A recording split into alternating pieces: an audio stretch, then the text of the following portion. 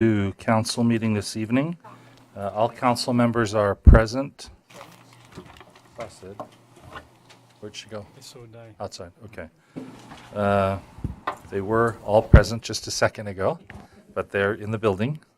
We'd like to ask Eric Jensen to lead us in a Pledge of Allegiance, after which we'll ask Lynn Walker to offer the opening remarks.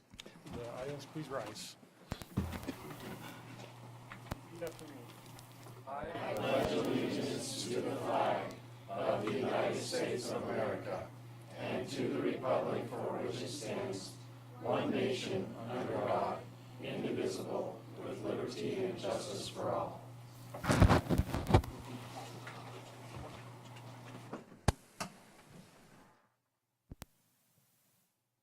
Our Father in heaven, as we gather tonight in this city council meeting, we're grateful for our many blessings. Father, we are especially grateful for one another and for ideas and thoughts, and that we may ever move forward in this city that may be a better place for all of us to dwell. We ask thee, Father, tonight if thou will be with us as we make decisions and help us that we make good decisions for that. We ask that we can be civil in how we handle things and dedicate this meeting to thee in the name of Jesus. Amen. Thank you. Okay, please note item 11A is being continued indefinitely, and if you can include that in your motion. Are there any other changes to the agenda? No. Okay, I'll entertain a motion. I make the motion that we approve tonight's agenda with item 11A being removed. Second. Okay, so we have a motion and a second. Do you want to amend the motion to continue that indefinitely? And we will continue the item indefinitely. Lynn? Okay, all in favor? Aye. Motion carries. All right. Is Daniel here? Where's Daniel? He's in the Oh, back. there you are. Of course you're over there. Daniel, you want to come over and step up?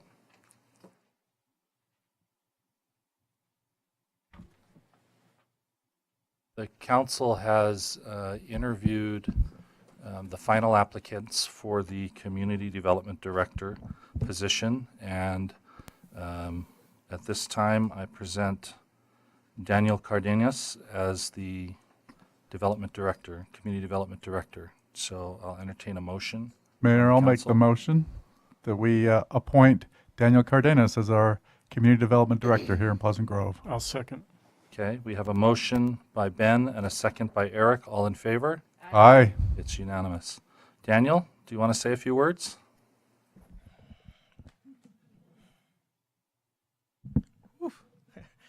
Mayor, Council, I cannot really express with words how humble and grateful I am for the opportunity given to me.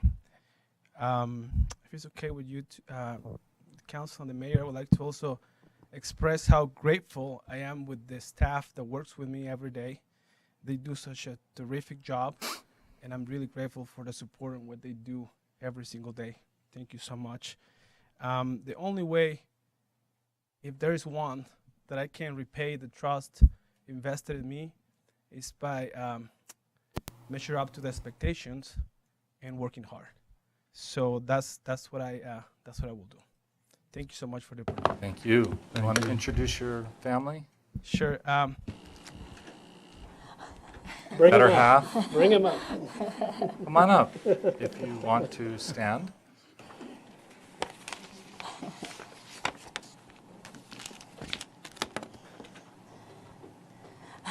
Is that his camera?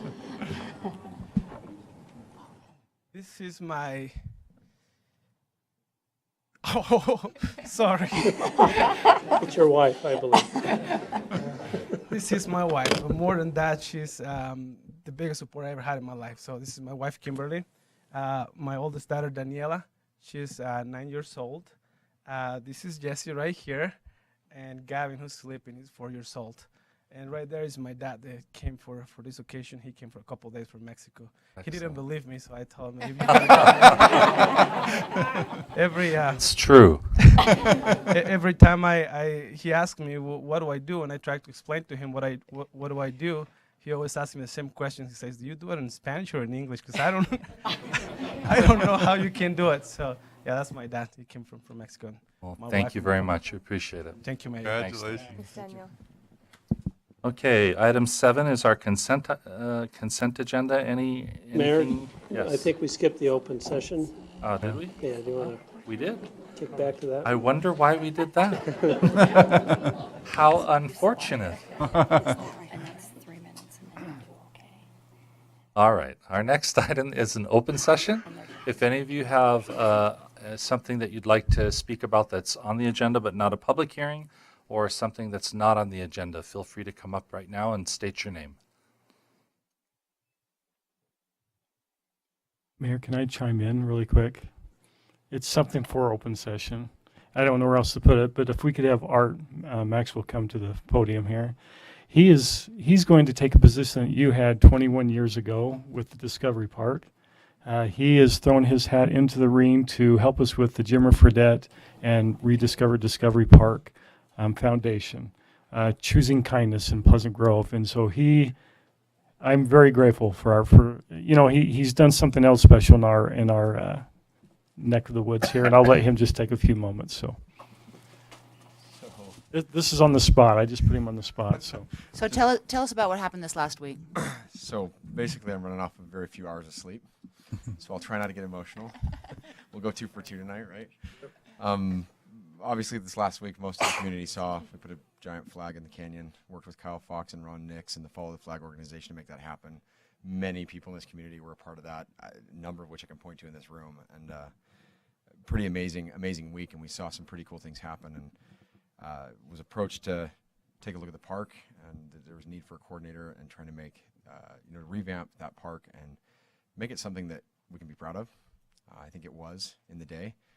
My story there would be, I was a senior in high school when that park was built. That'll show my age right there.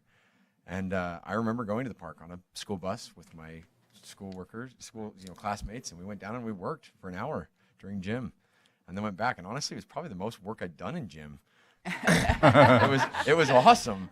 We hammered nails and we put things together, and we felt proud as a community. And I remember those days really, really well. So when somebody approached me with maybe helping and throwing a name into the ring for this one, it was a no-brainer. And hopefully, I have a lot to learn, and I think we have an amazing committee and the ability to put some pretty cool things together for this park. So. Awesome.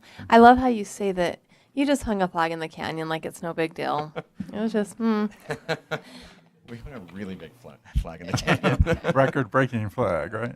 and hundreds of hours. So thank you so much for being willing to take on this project. See, this is what happens when you do something good like that. Yeah. Then you get nominated to another thing good. So thank you. Happy to be a part. Art, thank you really. And this is the man you probably want to touch base with for a little bit. Just He has quite a bit of knowledge. So yeah. oh yeah. Thank you. Thank you. All right, anyone else for the open session? Okay, seeing none, we'll close the open session, bring it back up here. Now we move on to item 7, the consent items. Any discussion? Okay, if not, I'll call for a motion. Mayor, make a motion to approve the consent items tonight. Is there a second? Second. We have a motion by Eric and a second by Lynn. All in favor? Aye. Aye. Motion carries. And now we will consider for approval the appointment of Doug and Lisa Thompson as Beautification Committee members. Do you want to stand, please? Great. You want to say anything? Okay. You. Okay. So I'll say something. So he's in a band. Is still Funeral Potatoes. Is that right? Amazing. It's like this folksy. I don't even know how to explain. It's awesome. They played for the Heritage Days. They played for a concert in the park, and it's amazing. So thank you. I mean, forget Beautification Committee. I just want to hear you guys play music because it's awesome. So thank you for your service in the community. Years and years and years of service, by the way, not just by playing music. Thank you. Okay. Thanks. Thank you. We'll entertain a motion. Mayor, I make a motion for the appointment of Doug and Lisa Thompson as beautification committee members. Second. We have a motion by Eric and a second by Ben. All in favor? Aye. Aye. Motion carries. Okay, thank you. At this time, we invite Rob Smith from the Alpine School District to give us an update. Okay.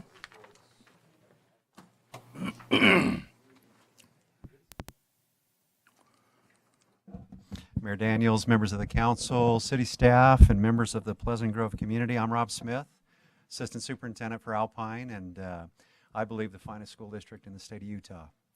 And we're doing something a little different. And the board's asked me to do a few things different. And one of those is to come to you and give a report each year. And then to open up and take feedback from you on things that we can work together on to continue the great relationship we've had with Pleasant Grove. We've done some amazing things together. So tonight in my report, I just wanted to highlight a few things, and all of you in the community should have received a stakeholders report. And you are our customers and our stakeholders. And the prime reason for success in Alpine School District is great students from great families and engaged and involved community members.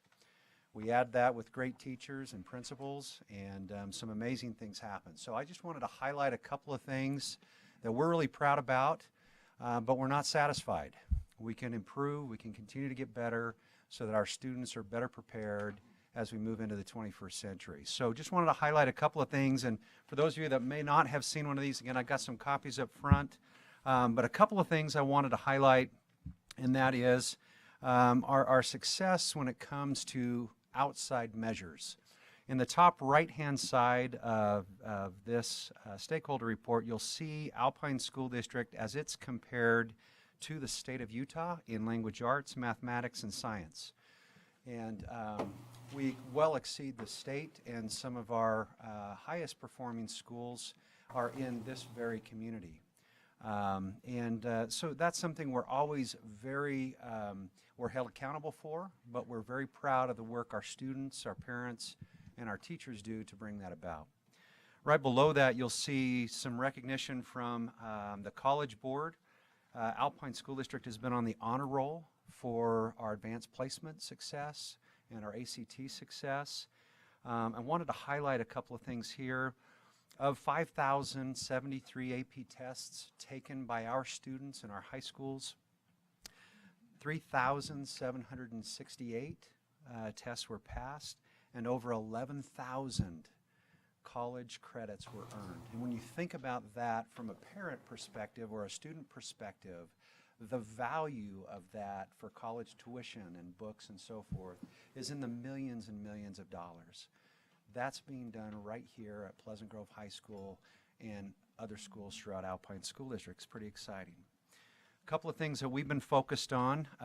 One is reading at third grade at grade level. One of the greatest predictors for success in school and in life is reading on grade level at third grade. And so one of our metrics or our measures is 90% of our students are on grade level by the time they exit third grade. And if they aren't, we have additional helps and supports for them as they continue to progress. And that's a direct prediction of whether or not they will graduate from high school. Again, if you look right in the center section, you'll see the graduation rates. Nationally, 83%. And these graduation rates have changed in how they're measured. When a student enters ninth grade, they count as a cohort. And so they measure the students that enter at ninth grade and exit as seniors. And we have to account for each one within that cohort. So of those kids that come in ninth grade and that graduate, you can see the nation is at 83%, state of Utah at 85%, Alpine School District at 91%. One of our high schools this year was at 97%. And the only school higher than that was the UCAS, the charter school that is the college prep class that Alpine, Nebo, and Provo District created. Sits down at Utah Valley University there on campus. And that was higher, and I think there was one other school that was higher. All of the, yes. And so Niels, yes. And it's quite remarkable when you look at our special needs kids, and I have a daughter. Hey, how are you? A daughter who is a special needs student. And when you think that she didn't graduate, she got a certificate of completion, that number is accounted for in this 91%. So there are some students that won't graduate. Those numbers count within this. And so about 3% of our students will not graduate because of some of those special needs. So doing pretty well. We're not satisfied. We can do even better. And so when you talk to your counselors or your principals, Mr. Stewart up at PG High, they're going to know the students by name and where they're at when it comes to graduation.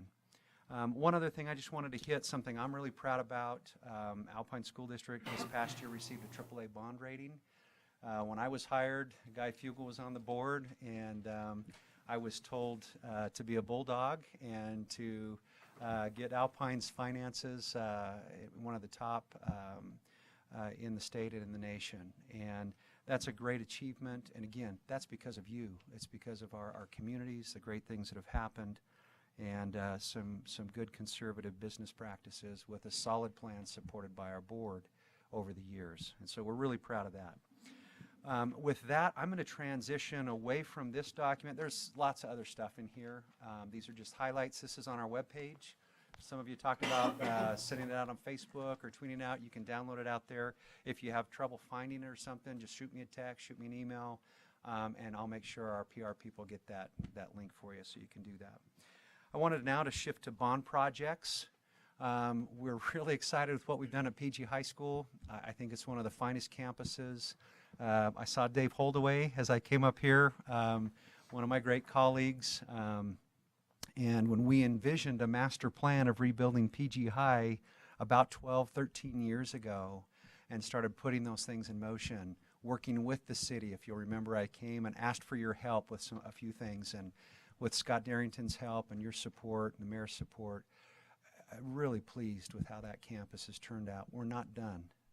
We need to come back and finish the final phase of the rebuild of PG High, and we're looking forward to that sometime in the next several years when we come potentially out to the voters on a future bond or a capital improvement project. But a couple of ones I wanted to hit. Grovecrest. If you haven't been up to Grovecrest, I'm super excited. I know Niels has been there. The teachers, I went and asked them. We have carpet in the hallways, and this is kind of different for our elementary schools. And we wondered whether or not, because we took that out because of maintenance and cleaning and spills and all the things that happen, I asked the teachers, I said, what do you notice? And they said, it's quiet. Yeah. That was a comment from two of the teachers I talked to as I was walking through. When you think about that in the learning environment as they're working to inspire kids, I think it's a good change. We'll see how that pilot goes and whether that will be put into other schools. But Grovecrest, I drove by tonight on my way here, and it looks like the grading is just about done on the play space, and we're excited to get some green space and that in and really make the fields between PG Junior and Grovecrest just a great school asset, but a great community asset. Really excited about that project. And then finally, we got one coming up here in Pleasant Grove at Central Elementary School. So in our third phase of the bond, we will be working on Central Elementary, and we're excited about that. And so when we get further along, I'll come back to the council and keep you updated on our planning, our process, and where we're at and when that will start. And I'll bring some pictures like I did with the PG High School project and share with you so we can get your feedback and input. That is the extent of the prepared presentation. Again, just wanted to say thanks and then just open it up to you, council members, mayor, for feedback, things that I need to take back so we can continue to support you, support our families, our students in the PG community. What are some things that I can take back to work on? Usually I hear that from Scott. Scott will call me and say, hey, Rob, we got this issue. Can we work on it? We work on it and solve it. I'll get a call from maybe a council member. Hey, what about this or what about, and we solve it. The mayor, we get together usually once a year, sometimes more than that. We work together on some of those issues. But I just wanted to open it up tonight. If there's something else that you're hearing or that I need to take back to Superintendent Jarman, the board, or our team, so we can support you, what those things might be. Council? One question I get a fair amount, Rob. The neighborhood I'm in is the neighborhood that's shifted some of the students to Oak Canyon, and that's been kind of a new experiment. I'm curious what your thoughts are on how that's gone. And I've had people request even broader transportation support from the school district to make sure those students can get there without as much parental carpooling, that kind of thing. So I'd love to hear your thoughts on that issue. Okay. Boundary shift, I think, has been positive. From the business guy's perspective, I can't speak on the educational side if that's created any issues with class loads or demand for additional teachers or whatever. I can't speak to that side of it, but I think from my perspective, it did what we hoped it would do. I have heard the transportation issue. I know that's one of the changes the board made, is I'm no longer supervising transportation, so I'll take that back to Jess Christian, who's our administrator of operations, and Awesome. he'll work through some of that. If there are specifics, a neighborhood that you have that wants to be looked at or something like that, if you can get that to me, Ben, then that'll give us we can laser-like look at that particular situation and then That'd be great. respond back to you. Thanks. Okay? One stat, Rob, that I'd like to see on this flyer, which I think is awesome because it is just a quick glance of the accomplishments of Alpine School District. But I know the PTA and PTSAs keep track of their volunteer hours on a monthly basis, and I think that would be awesome to show, just a small graphic of how many volunteer hours from our parents are going into the Alpine School District school system. And then I would love to partner with the school district on an indoor pool, getting a bubble for an indoor pool, because I know that we have a lot of students transport over to American Fork. And there's only a couple of Lehigh and I think American Fork, but they're becoming very crowded for students. And love to see if there's a partnership we can form on a bubble for an indoor pool. That's a wish list item, but while you're here, I thought take the time and get your ear on that. And then also parking at the high school by the rec center is hard during the school year for patrons of the rec center. And I'm sure for even some students as well, as we're trying to work on that shared parking arrangement between our residents who use the rec center and then the high school students who utilize that south end of the parking lot there. So if it's great right now, but then come fall, and then it's even worse in the spring, because all high school students are going to get their license. So, Sophomores. It's the Yeah. it's the We're sophomore blaming them. expansion. Sophomores. Yeah. but those are just a couple. But I mean, it's just I grew up in the Alpine School District. My husband did too. We have our 3 boys going there, and I've had nothing but an amazing experience, both personally and having my children attend there. So I'm involved with the PTA every school. I feel strongly about parental involvement and everything that this district does for our community. And so I appreciate it both as a council member, but as a resident as well. And anything I can do to help you, I would love to, because education is very, very important to me, and supporting our local schools is very, very important to me. But those are just a few things that have come, like I said, a wish list for one of those. But we have partnered with you on some amazing projects, and Battle Creek Park is one. And so thank you for the courts and the pavilion and just a beautiful area. It really transformed that park. And so anything else we can partner with you on that would benefit both the school district, our students, and the community, I'd be happy to work on with you. Thank you.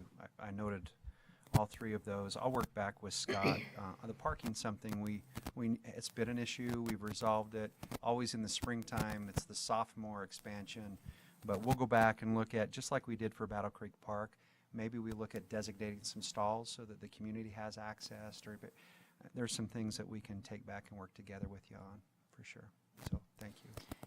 My only question is, any more details on Central? Was there a timeline that you're thinking of in your head, or that you would like to divulge at this time? That is Or a not. great question. I can tell you from the financing side, everything's going to be in place. We're going to be good to go. On the programming side and what it's going to look like, that we're still a year out Okay. from that. And so I know our operations team, our physical facilities team will do that, gather that input. They'll bring those renderings back to the board for consideration. They'll get feedback from the school folks. Okay. But at this point, it's a little too early. I just know that we'll likely keep the 12 classrooms that we added on that north. That will Yes. stay, so we don't lose that investment that's already been made. When Dave was working with me on that, we tried to add on to buildings in a way that we wouldn't lose those funds, so your money wouldn't be wasted. And so I think that will be kept. Then we'll build either on the north side, as we acquired that property from the church to do that, and then keep the school in session, and then tear down, and then look at playground space and that on the south. If you were to ask me what I think might happen, That could that's be a probably a possibility that will be in the mix. We'll have more information on that in about a year from now, 10 months or so from now. Okay. Okay, does Thank that you. help? Yes. Okay. Anyone else? Rob, we're just really thrilled with the cooperation that we have with Alpine School District, not just with education, but also on the business front. Many things that we've accomplished together here. Thank you. Thank you, Mayor. And I just, in closing, I passed out to the council a pin. And if you look at that pin, it has the Alpine, our mountains, which is a hallmark. You see the G on the mountain, the great reminder that we need to continue to climb and do great things. And you'll see there, the wording says spirit of excellence. Alpine School District is excellent, and our pursuit is excellence, but it is because of great men and women like you that are willing to put your name out there, run for office, get engaged on hard issues, and try to do good for the community. And so we wanted to present that on behalf of Superintendent Jarman, the board, again, our team, the spirit of excellence for you, because you are a big part of the excellence that we enjoy as an organization. It's because of Pleasant Grove City, Pleasant Grove community. And so just wanted to say thanks. That's why you got the pin. Thanks, Rob. Okay? Appreciate it. Thanks. Okay, we'll now have a discussion and direction from the council regarding our public safety facilities, and our owners committee is going to present. Scott, are you going to introduce? Okay. We have an owners committee that has been working on the design of the new public safety facilities for the past few months. The owners committee is made up of some city staff, our chiefs, myself, Marty Beaumont with Public Works. We've recently added Daniel Cardenas to that committee as well, as we're starting to get into the land use part of that and making sure we're meeting all of our own requirements for developing the property. We also have two citizen representatives, Guy Fugel and Dave Holdaway, which help assist us in the decision-making for the owners committee. We're going to have Jim Child, our architect, is going to get up, and he's going to show us some floor plans and just really where the latest, where we're at as far as the committee is concerned. Big D, I don't think was able to get a representative here tonight. They had people go in different ways, but Jim's going to be handling most of it anyway. I do want to just discuss budget real quick. We are, as we continue to get a little bit closer on the building, we're able to hone in our budget a little better. We are pretty close to balancing. We still have a little ways to go. We do have some donors that are in talks still with the mayor about their participation. Already the donor participation has been, in my opinion, just overwhelming at the community support and the amount of money that has been committed to this project. Right now that number stands at about $1.9 million, with a few other donors that have expressed an interest in donating, but we have not talked with them about a number just yet. Without that donor money, we would not be able to do the buildings that you're about to see. As we talk as an owners committee and as we are settling in on these floor plans, the important part has at this point is not to give up any square footage. There are certain aspects of this building that are ancillary to the building, that are on the outside, or things that we can change to, if we need to reduce cost, that would not eliminate square footage. So that has been our primary focus, and we've been very successful so far of being able to put something together that we think is going to work, not only for the next 10 years, but hopefully for a long time into the future. We're really trying to, by maximizing the square footage, then that just means we hopefully won't need to do an addition later or anything like that to accommodate our growth needs. We are meeting on Thursday. We will be getting a little more specific on our budget on Thursday, and as soon as our owners committee gets a little bit closer on that, then we'll bring that back to the council for presentation so you can see the more detailed numbers and see exactly where we're at. So whether that's going to be next council meeting or maybe our first meeting in August, we will get those numbers in front of you. We're still, as a committee, working through a couple of those. So with that, is there any questions on any of that? I will turn it over to Jim Child. Thank you, Scott. Oops. Thank you, Scott. And I do want to echo what Scott was saying, though, about our owners committee, both your city staff and Guy and Dave. They've been fantastic to work with as we've been working through some of the points on this. And this is meant to be an update. As you know, this is a design in process at this point. These are not final, I guess you would say, but we do want to show you where we are at this point and what we've been doing. Why don't you go ahead and bring up the floor plan here, Chris? Maybe enlarge that a little bit. We won't go in detail room by room through this, but this is the preliminary main floor plan of the Justice facility. If you'll recall from some of our past presentations, we have broken this into two separate buildings. The fire station and the Justice facility are in two separate buildings here, both for site reasons, functionality reasons, and organizational security reasons. The building that you see at the top there, and we'll look at this more in some of the renderings on the site plan and those kinds of things, but at the top of that is a main entrance into the building.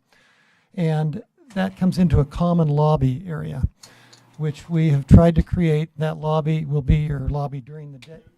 Oh, that pointer there. Yeah, we'll go ahead and use that. That common lobby into this common lobby area here. And that lobby is available during the day and will work with the access to the courts clerks area, access to the police clerk area, and then also access into what we've created here is both a multi-purpose courtroom, council room, and community space. And through a series of folding doors, this can be reduced or enlarged into several individual spaces or into one large space, and giving you maximum flexibility. What we've tried to also do then is allow that in the evenings or on weekends, when this facility would be in use for council meetings such as this, other types of functions, this lobby can remain accessible to the public with access to the restrooms, with very easy lock off of the police and courts areas. So you can use this as a public allowing maximum use of this for the public. Like I say, without going into too much detail on the building, you just say this end of the building is primarily court. This end of the building and around through this area here is primarily police, and going upstairs you'll find police. The patrol functions and evidence, those kinds of functions that are needing a little more convenience and direct access to the outside, that is all on the first floor. You'll see it comes around the back. We've got areas of large evidence areas. We've got the patrol function areas here where they will work, some patrol briefing areas. All of these things, though, are very much secured from the council areas, that multipurpose space. But we've looked at this is a sally port and what we refer to as a detainee area, where they might bring in, if you've got either the police are going to be using this for someone they're bringing in for questioning. It's a secure area in here. It's also where you would house and stage detained people that are being brought here for court. So they no longer need to be brought in through the front lobby with everybody else like you've got in your current situation. They can be held until the court is ready for them here in spaces and brought directly into the courtroom right here through a set of secured doors. So all of those kinds of functions are really what we're trying to create here. Now this facility opens to this area in the back, and we'll show you this on the site plans.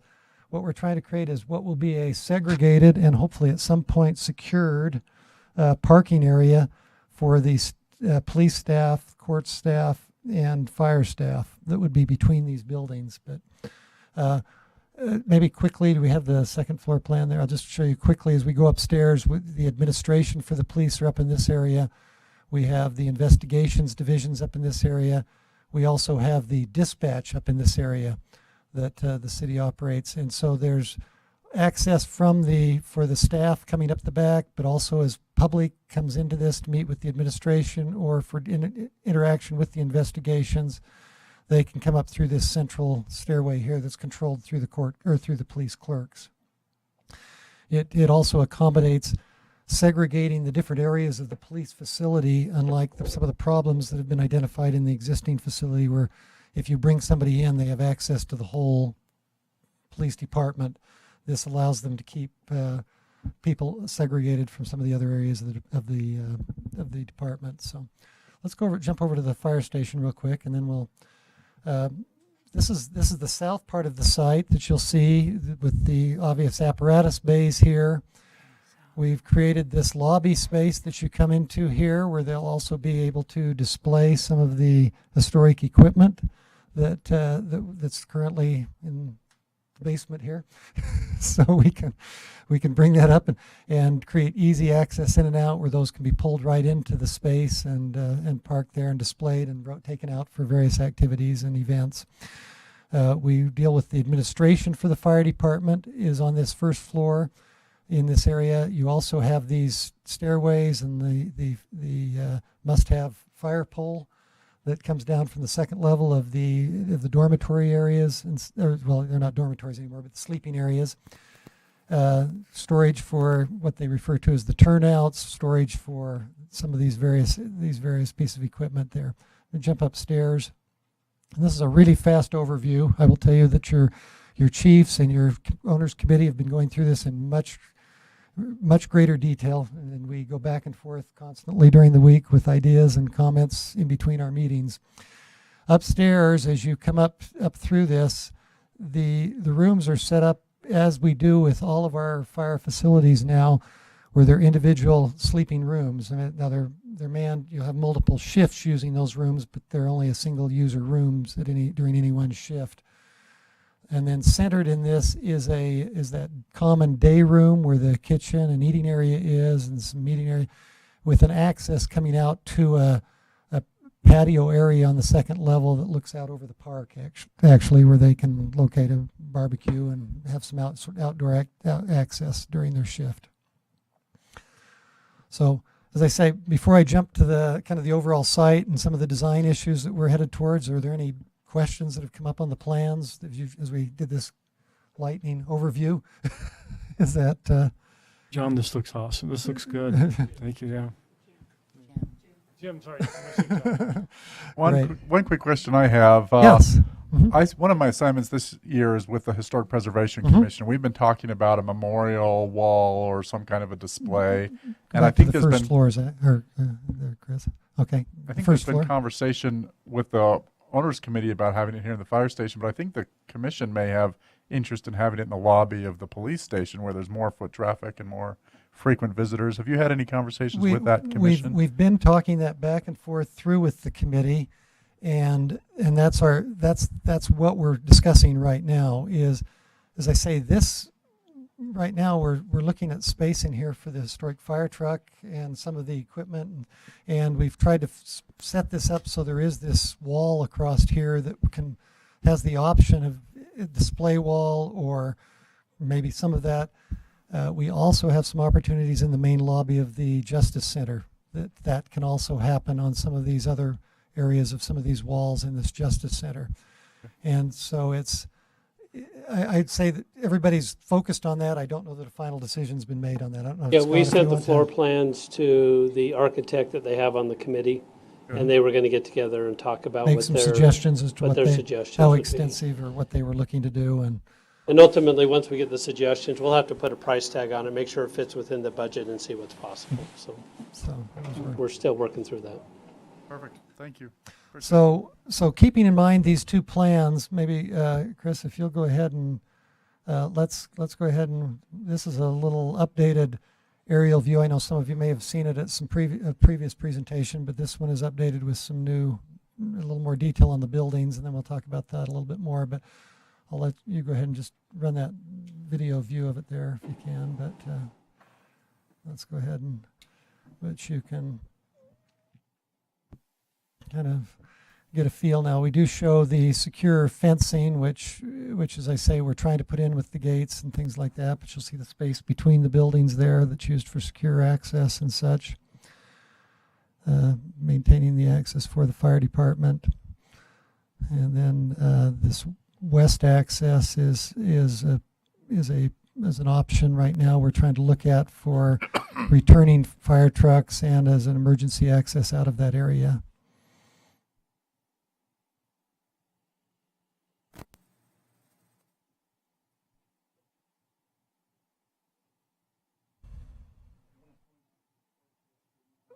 Oh, yes. If we can keep it in the budget, the thing that we have, let's see, maybe as we go to you can kind of see a hint of them right in here. What we have designed with this right now is a replacement for your park restrooms. It's added on there. It's an item that's we're trying to keep in the budget right now, but it's yeah. I mean, as we talk about the budget, there are 3 items that, well, there's actually 4 or 5 items, but we have this access right here. That if the money's in the budget, that's something we'll put in. That will be a secondary access for the fire trucks to come in on a right turn and a right turn to come in, as opposed to coming in maybe on a left turn and gumming up traffic here on First East to come in. So that's an item that will be, in essence, an alternate bid item. We have the restroom facility, which would replace our old one at the park. So this will be accessible from the outside, but it will not be accessible from the inside. So it can be added if the money's there. If it's not there, then that will be one of those items that we will just have to stay with our old restrooms for now. And then the parking here will be put in, and then the question is, can we secure it with a fence? That will be another alternate item. And then the final 2 alternate items would be, if we're really in a budget crunch, would be giving up a bay for the fire department. So those are the items that are all being considered and discussed right now with the owners committee, and part of that's going to depend on if there's some more donor funds that come in that could help preserve that. Initially, we talked about 2 bays. I don't see us going down to 4. I really hope. I think we can keep 5 intact. It's whether we can keep number 6. We'll have those discussions again. So that's a little bit in motion as far as those things are concerned, but those are the budget items that are being considered. We have also, just to let you know, we're now working with your planning director here and your planning staff to, as we've worked through this, to try to make sure that we're meeting the spirit and intent of your downtown ordinances that you've put in. You've seen some hints of that on the exterior as we've shown you that.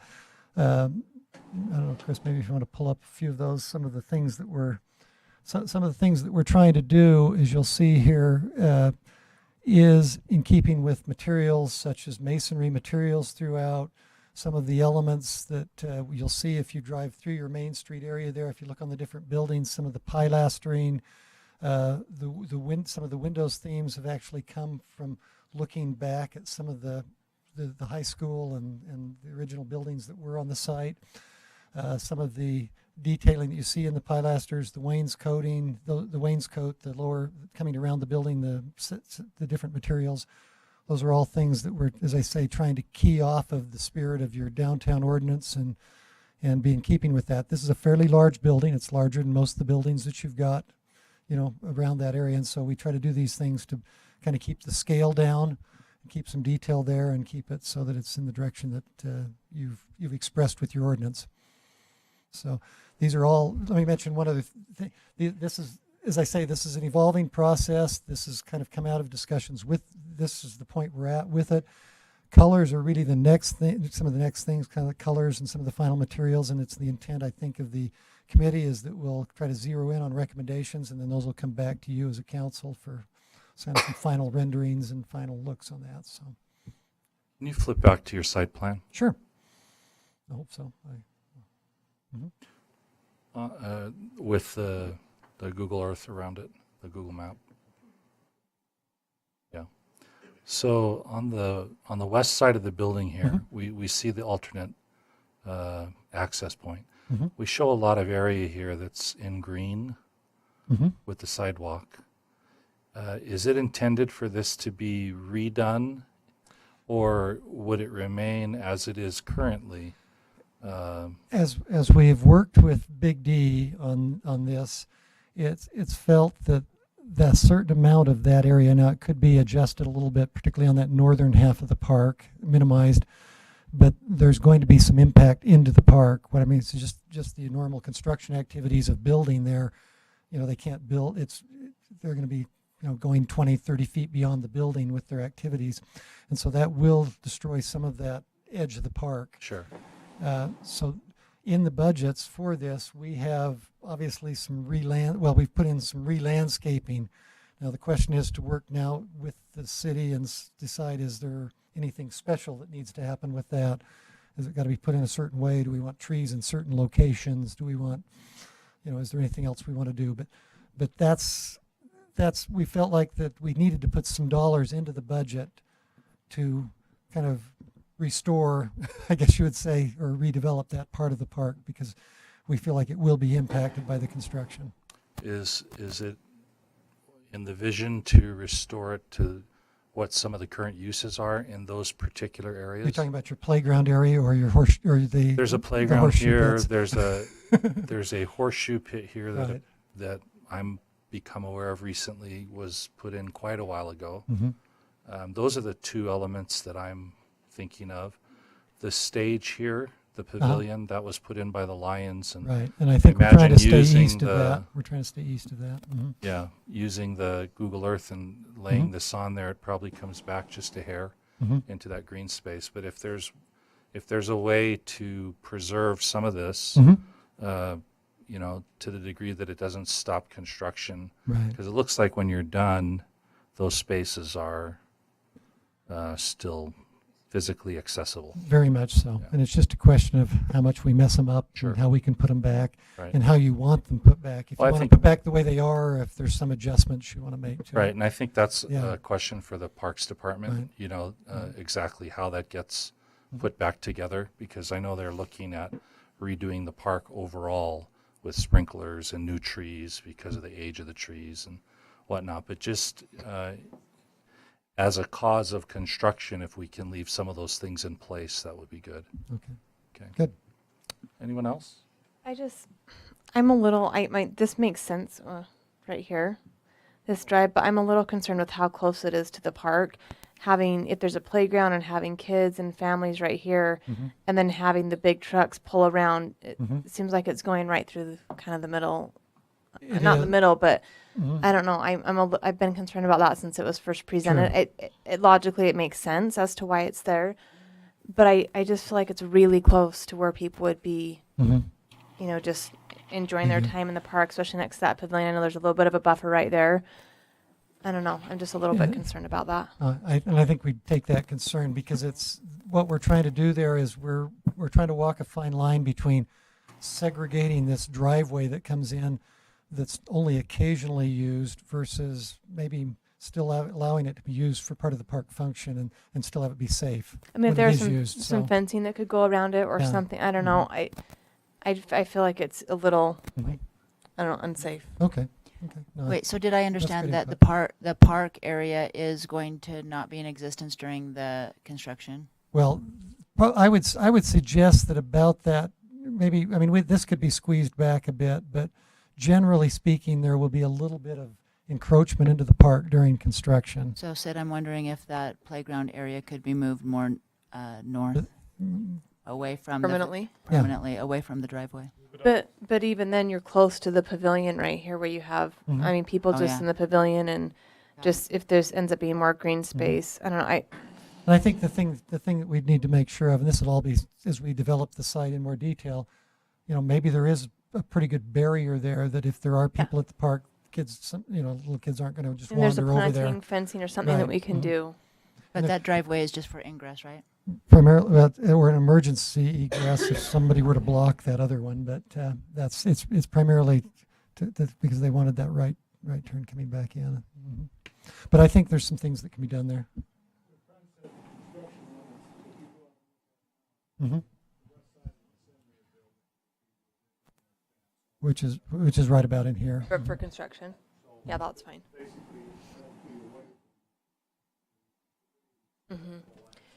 But then permanently, this road would be, I mean, not road, but this, I guess, kind of roadway would be there Driveway. permanently, correct?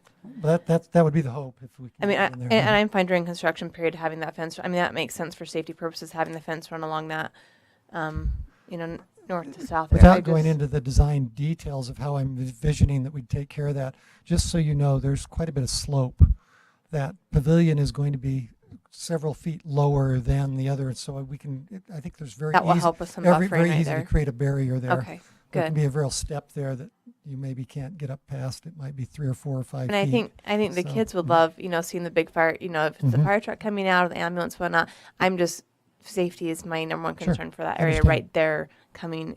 But it Mhm. makes sense as to why you'd need that emergency access, so. I will take that into account as we refine this site. I think that's important. And if I can just clarify, I think this was said, I want to make sure we're all clear. During construction, we've already told the contractor, they're going to be able to stage right there where the horseshoe pits are. The playground equipment is probably not going to be accessible during construction. So for the next 12 months, this park will have a limited use during construction. When the construction's over, the intent is to go back and restore. And one of the things we've talked about is the playground and whether that will be the best spot for it moving forward. So moving that does cost money right now. There's not money set aside to do that. So as we are working through these issues, is that what you were asking, Mayor, was what's My, going to? my concern is when we're done. Okay, One, there's certain uses in there now. One of them appears to have some significance to people in the community as far as who put it in, when they put it in, et cetera. And the other would be there's been an ongoing desire from parks to redo this park in a way that it's even more accessible and attractive to the community. right. So we don't want to spend money necessarily putting something back that isn't going to be used in a long-term perspective. Very good. And you're right. We'll tackle that with the Parks Department when we get to that stage. Okay, thanks. Good. This is looking really good. Things are looking good. Let me just comment. Scott made mention that we've raised about 1.9 million. That's a pretty hard number right now. We've spoken with the individuals that are committing that amount. We need about 600,000 more in order to maintain everything that we've shown today as far as the plan goes. And that will also, if we're able to raise that other 600, that will allow us to stay within all of the commitments that we made during the bond process for the amount of money to be spent from public funds and also the construction costs associated with this facility. That's very important to a lot of people in our community, and I'm very happy with those that have stepped forward to offer support and help. And so I reach out kind of over the public address system here to tickle the minds of other people that are like-minded to come forward and help us bridge that gap. So Jim, thank you very much. Appreciate it. Okay, we have no public hearing items tonight, so we'll move to 10, or section 11A has been continued indefinitely. Item 11B, to consider for re-adoption ordinance 2017-20 to adjust the boundaries of Pleasant Grove City and Cedar Hill City by annexing a .574 acre parcel designated in the annexation policy plan located at 4087 North Canyon Road. The property will be assigned a general planned use designation of very low density residential and a zoning of RR and providing for an effective date. Is Dennis here tonight? Dennis Thane? I don't see him. Is there any discussion on this item? I have a question about the prior item, if I may, Mayor. I know this is out of order, but you didn't. Which Just prior item? 11A. I was just curious why that one has been continued, if we could speak to that. What it is there's a big document that the Mountain Land Association of Governments has put together, which is this pre-disaster hazard mitigation plan. We're in process of reviewing the plan. It's about 500 pages. I don't know, Kathy actually printed it out, and I think they had to kill a couple trees. Impressive. So we're still in the review process Okay. of that. It's something that we need to adopt if we're going to apply for federal grants in the future. So Perfect. that's where we're at. Thanks for satisfying my curiosity there. All right, so are there any questions on item 11B?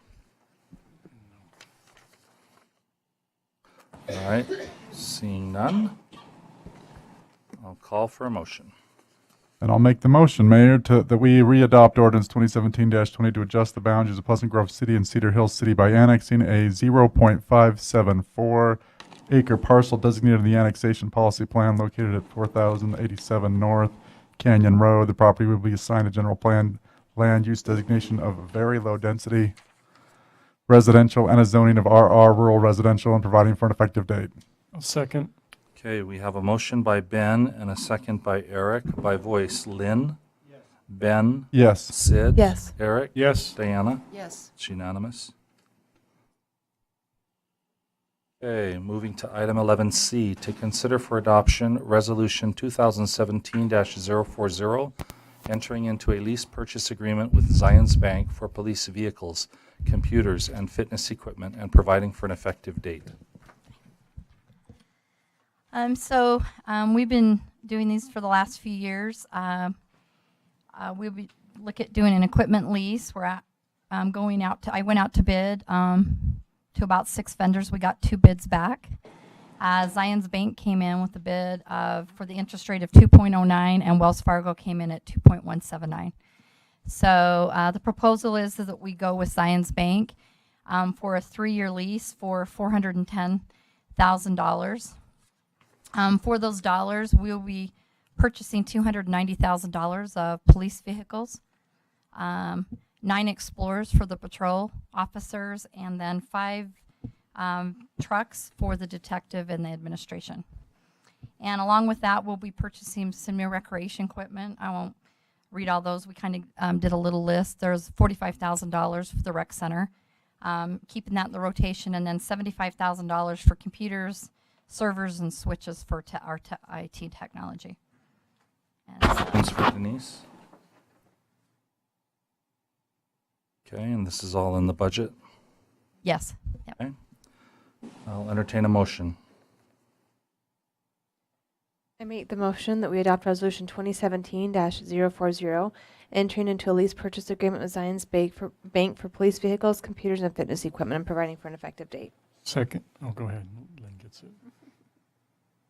I kind of wrote Eric's name. Oh, sorry, Lynn. Probably because my left ear's having, okay. So by voice, Diana? Yes. Eric? Yes. Sid? Yes. Ben? Yes. Lynn? Yes. Motion carries. All right, item 11D, to consider for adoption a resolution 2017-041, authorizing the mayor to declare a 2015 Ford F-150 pickup truck and a 2005 Ford F-150 pickup truck as surplus, and direct that it be disposed of according to the city policy for disposing of surplus property and providing for an effective date. Mayor and council, we'd just like to continue the program we started about a year ago with Marty and Denise on replacing these vehicles that become 2 or 3 years old and replacing them with a new vehicle. So this is the next one in line. I'm sure we'll be back a couple more months with the 2016. So Okay. And all of these are in your budget? yes. Any questions for Dion? Okay. I have a quick one. Dion, the 2015 Ford, that's a 2-year-old vehicle. What is the difference for us as a city if we hold on to vehicles for 3 years versus 2, or? It's really about the resale value and the mileage that you have on them. For example, the vehicle that we're surplusing has 10,000 miles on it, and we can get a resale value out of that to where we can purchase a new vehicle for a couple $100 more. So really we're paying for fuel and a couple oil changes throughout the year. Okay. They're the 2 years that we have them, so. Thanks. The really good thing is the warranty. So that it's all they're just covered. At that point now they're not covered. And so Yeah, we're just- not paying for tires, any repairs, anything like that. So it's all under the warranty. And these are all from the state bid list. Is that how we Yes. purchase? Good. Thanks. It's an excellent question. If anyone's curious on the details of the leasing programs, if you want to stop by Denise's office, we've been doing this for quite a while now, and it's proven to be financially beneficial for the city. So our vehicle, Mayor and Council, I'll give you a good example of why you should use it. So we have a couple vehicles we've never been able to incorporate into the Mike, can I talk talk into to your the mic. Mike. Hello. That's good. So the one that our 2005 we've never been able to get into the program. It's an animal control truck. It's the one you see going around that has the crane looking thing on the back What's that for? to lift deer and other Oh, really? large To lift- animals into the Oh, back of the I truck. didn't know that. Huh. Yeah. If you want to come out, we'll. hook Well, you I'm not, up. I don't want to go that far. I was just wondering what the crane was for. So Good experience, yeah, really. it's a great experience. No, it'd probably be interesting to see. Well, no, it wouldn't. It's Never not mind. Just, interesting. I'm not going to go out. Well, when you figure a deer is like what 300, 400 yeah. pounds, it's Not useful. quite that, but yeah. But anyway, Well, there is one in my neighborhood. that's that big. Yes. All right. So And the truck? the truck, this 2005, we've just run it into the ground, and that's really how we used to run our entire fleet, is into the ground to the point where when they were done, and there was no value in that vehicle, and we were expending large amounts of money to keep them going, whether it was engines or transmissions or rear ends. This truck, it needs a complete engine. It's going to be between $7,000 and $8,000 to fix this truck that broke down on us. So we're going to surplus it. We'll just take it to auction and get whatever we can out of it. But that's why it's up. And so I had a resident asking today, can you explain the process of it going to auction? What does that literally mean? Like, where does it go? How do people bid on we it? use an auction. Well, it's a private auction. Well, I don't know how they work. I've never went up there to bid, but it's T&T Auctions up in Salt Lake, and I believe most of their clientele they are dealers. So the dealers come and take these cars, and then you'll see them on some little lot somewhere for sale. Okay, so it's not like the resident comes down here, tracks the vehicle, they see it on the city council agenda, they want to come down and purchase it. It doesn't work. They Like that. no. Send them to TNT. Yeah, they could. I believe TNT would sell to them. It's just, it makes it a lot cleaner for us to not have to deal with that. And we've done it before. It's just a lot of time and effort on the staff's part to do it, and it works out sometimes, and sometimes Okay. it doesn't. Well, and it helps so that Fox 13 doesn't show up on your door 5 years after the fact. Yeah. Any other questions or I mean, I discussion? wasn't referring to that. I really had a resident You want ask. to go on the deer pickup run? I want to do the I'll deer hook pickup you up run. the next time there's one. I'll say swing up to Once Sid's the first, crane- put her on the crane, put her in the car, and then go get. But for the auction like this, for any vehicle, whether it's police, public works, whatnot, it goes up to the TNT auction up in Salt Lake. That's what we have been doing. What Not about all of pub- them. But it doesn't. Marty's have to shaking happen his that head. way. No. We haven't been doing it that way with the new vehicles. Yeah. So So our new vehicles, we surplused last year. We put on KSL, we went through the whole process, opened it up to the public, and were able to sell them that way. And so we didn't take them through the auction process. We did it through just the Okay. public bidding. So it's just what your department feels is the best process for you. If we had a 2005 vehicle that we were doing, we would probably do Oh, what okay. he's doing. We're doing it on a new vehicle, and we feel that our best value is to just open it up to the public and let them bid on it. Okay. Our I just wanna be policy, our policy says it has to be a public. Whether that's here or TNT, I mean, whatever it is, it just needs to be open to the public, which it For is. instance, we can't just call our neighbor up and say, hey, come by this Right. office. It is a public process. I just want to be able to explain that, so thank you. Okay, if there's no further discussion, I'll entertain a motion. I think Sid should make this motion. I'll make it. I adopt, Move. no. Now I'm all flustered over the dang deer thing. Okay. Move that we adopt. Consider, not me, just, sorry, the council What? How? Why can I not read this? I while move- it's- I make okay. a motion to. I make the There we motion go. that we adopt resolution 2017-041, authorizing the mayor to declare a 2015 Ford F-150 pickup truck and 2005 Ford F-150 pickup truck as surplus, and direct that they be disposed of according to the city's policy for disposing of surplus property and providing for an effective date. Second. Oh, no. We'll give that one to Lynn. I heard that one. Okay, we have a motion and a second by voice. Diana? Yes. Eric? Yes. Sid? Yes. Ben? Yes. Lynn? Motion carries. All right, item 11E is to consider for adoption Resolution 2017-042, authorizing the mayor to execute an easement in favor of Rocky Mountain Power for an underground right-of-way easement to install, maintain, and repair a 15-foot wide, 120-foot long easement to service the development at 45 South Main and providing for an effective date. Marty? Mayor, we were approached a number of months ago by Knowlton Construction that's doing the 45 South Main project there on Main Street, adjacent to the library and City Hall property. And they have had to upgrade some of the power to the existing switchgear box. There is one approximately right at the end of this blue line here. There's a switchgear box there in the planter area that provides power to this area. With the new building there, they were not able to provide enough power through that existing box, and they've asked to upgrade to a newer, bigger box.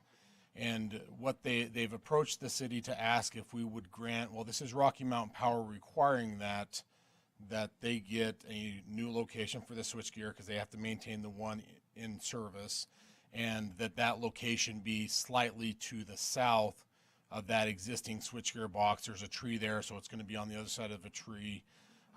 In order to do that, then they would need to get into the parking lot area there to be able to run the power over to that box. And so we've been working with them on an easement that would protect the city from them just coming in, tearing it up, and not repairing it. Typically, if you give them an easement that is just theirs, they typically can come through and ask that you repair that after they get done. So we went through that and we recommended some wording on that easement. They came back to us and they almost got it right, but there's a little bit of a discrepancy still in what you're seeing before you. What you're seeing is what we recommended. They didn't come back with the exact wording with regards to all of the stipulations that we put in our recommendations. We felt due to timing that it was still worth bringing to the council and recommending that you approve this easement contingent upon them agreeing to the wording that we've recommended, which is essentially indicating that if they come in and want to dig into the city property, that they would have to get a street excavation permit. They would have to not obstruct traffic. We would work with them to make sure that they put it back together in a manner that's suitable for the city. And those are the things that they pretty much committed to do, but there was some little wording that they left out in their revision to our document. So the actual easement size is, it's in this area here. That was one of the other discrepancies. They couldn't get the dimensions right. And so we know exactly what they're trying to do. We don't know how they're not communicating with the description. So what you're seeing tonight is an easement that we would like to propose to accept contingent upon them agreeing to the wording that we've recommended, and also for them to upgrade an easement description that is only containing the area of disruption that they need.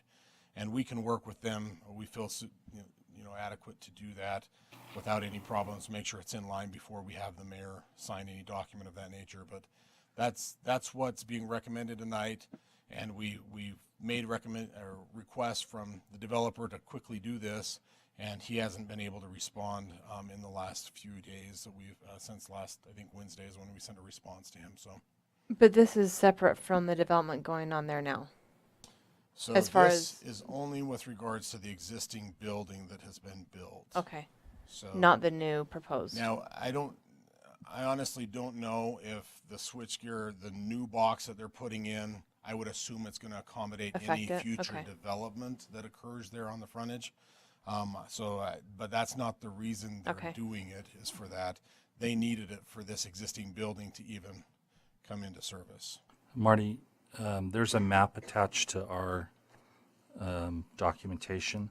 The easement description that goes along with this drawing is a 15-foot wide easement from where the bottom of the blue arrow is out to the right towards 100 East. So this is where we've had some confusion on the description that's in the actual agreement and what they're providing as an exhibit to that document. This is more in line with what the exhibit is showing that they need to do. What they've provided in the actual easement document is not quite as big as this. And so we need to work with them to say, okay, what we do know is it's right there. So if there's an issue with them being right there, then that's the issue. But as far as the size of it, it's going to be anywhere from 15 by 120 like is shown in the document. It could be as small as 10 by 30. Maybe we need to work I with should them. show you this. This red line, is that part of the easement that we're talking about? No. So it's going to be 120 foot north-south? Correct.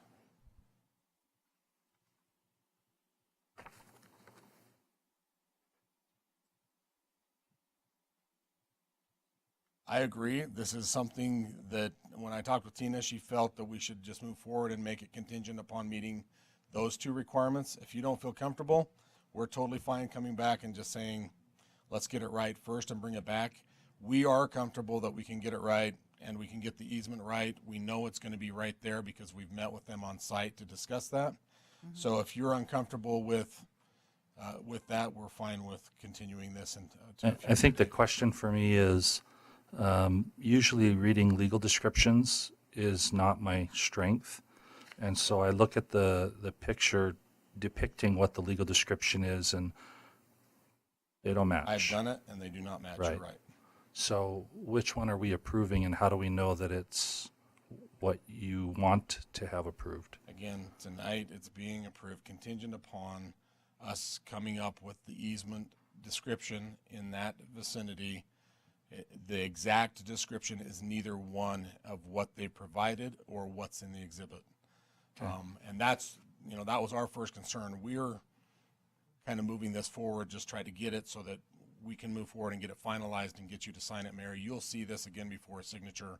What they have committed is that it is right there, and that the wording is really close to what we need, but they had a few modifications that Rocky Mountain Power have to make. If they don't agree to those, then we'll just bring it back and redo that. But that was what they wanted to recommend. All right. Rocky Mountain's always been pretty. Is there any kind of time urgency, Marty? They would have liked this a month ago or more. They've really kind of been dragging their feet. We haven't got a lot of response from them.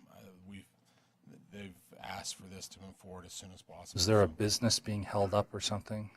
I don't believe they've got their occupancy on the building yet. I don't know if their timeline's a week out or a couple weeks out, but they've indicated they need this in order to finalize access to power to their building. Seems like they would, if it's that urgent, that they would maybe make the effort to get the language correct. And again, it's not the developer, it's No. Rocky Mountain Power. It's And Rocky Mountain. That's some of the issue there too. Council, questions, discussion, or a motion?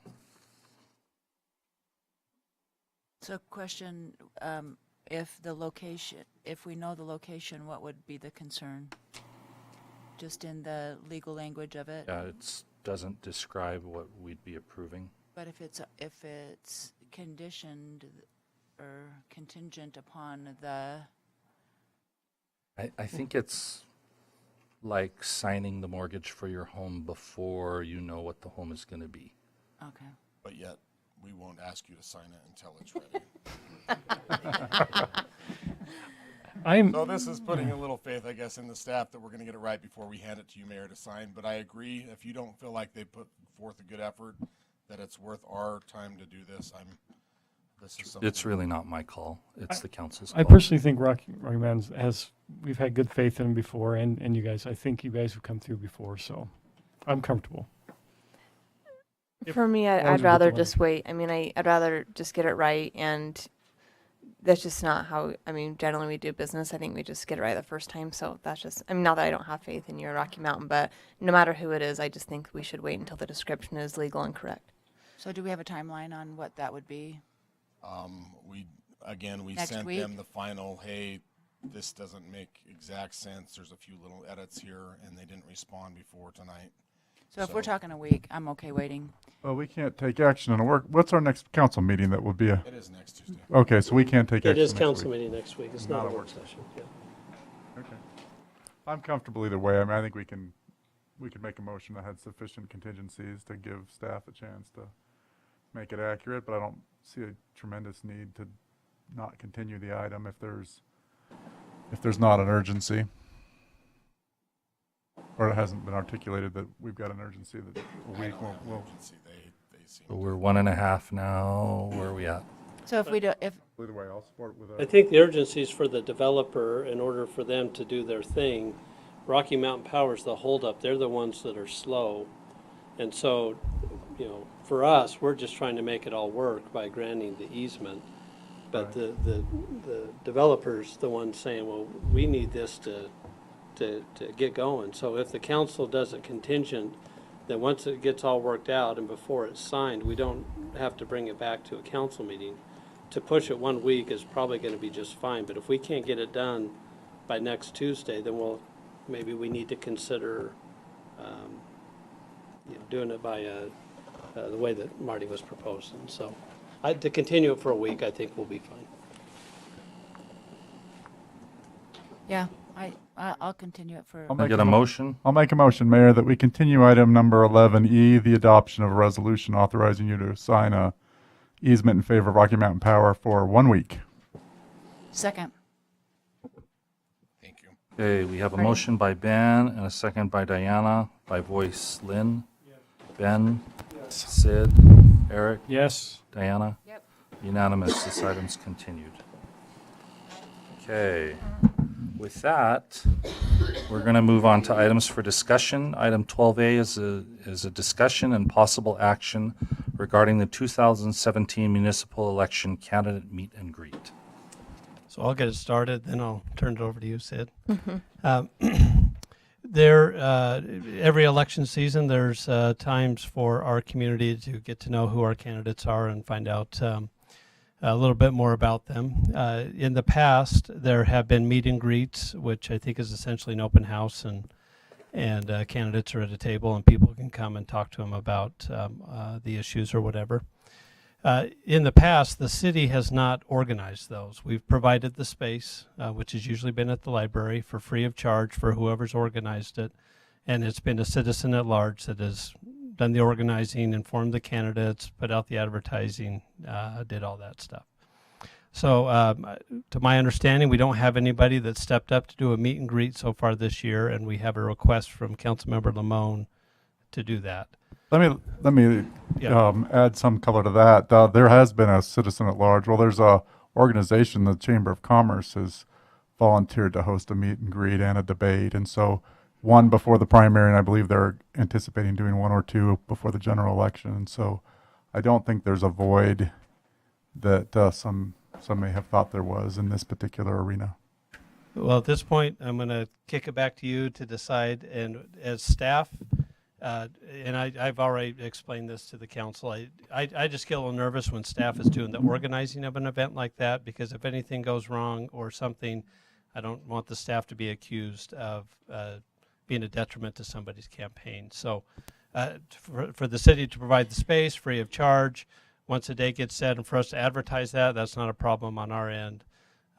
That's just, and I'm probably hypersensitive about this stuff. There are cities, I'm sure, that probably organize this stuff and do that. So we're willing to do whatever the city council directs us to do when it comes to that. Okay, so I don't know what's happened. Well, I do know what's happened in the past because I've been involved.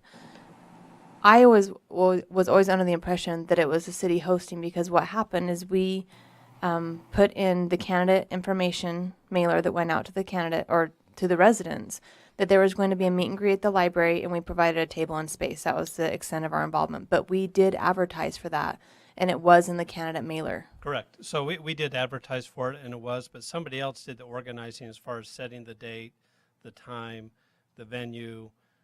And that's why I don't know who it is, because it was never specified that there was a specific host in that candidate. That's why I assumed it was a city, because there was no one identified. But regardless, I do think it's our obligation and duty to make sure people are informed about the candidates. We have open houses for every other issue in the city, public safety, roads.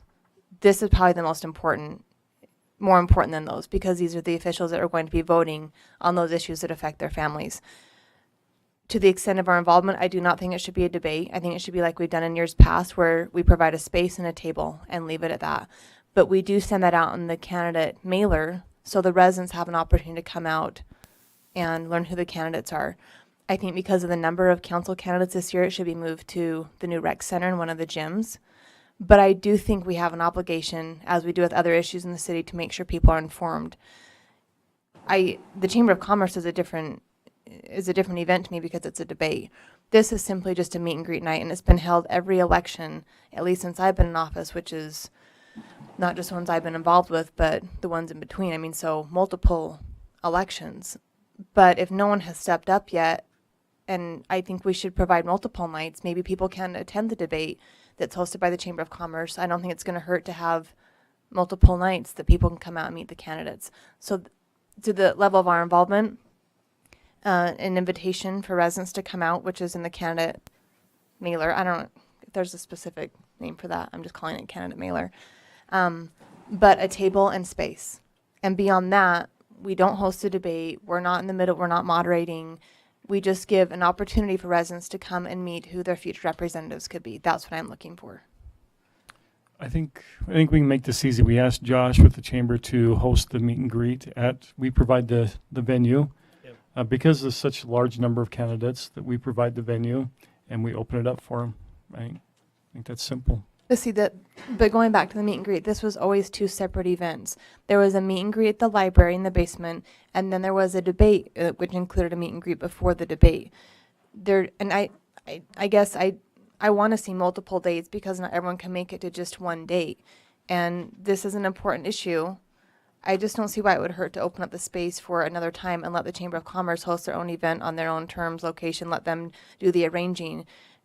And then the city hosts, like we have again, I don't know if it was us, because I never saw a name on the candidate mailer. I just saw meet and greet at the library at these times. Yeah, so let me give you an example. So 2 years ago, we had a resident that organized it, called us, got the space set aside.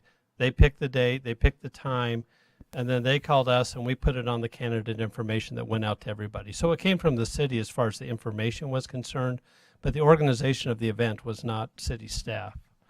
So that to me is the nuance. So if we had maybe a private citizen not involved as a employee of the city, volunteer to host a meet and greet, that would meet the spirit of what we're trying to accomplish here. That's how it's been done in the past. I guess that's all I'm saying. Okay. And if we don't have a citizen volunteer stepping up, and the council wants staff to organize it, that's what we're. Have a citizen volunteer right here. I think if you wear strawberries on your hat, then You're an automatic volunteer. Will you talk with Kathy tomorrow? We got to send out the information things like right away. So I mean, and that's great, and thank you.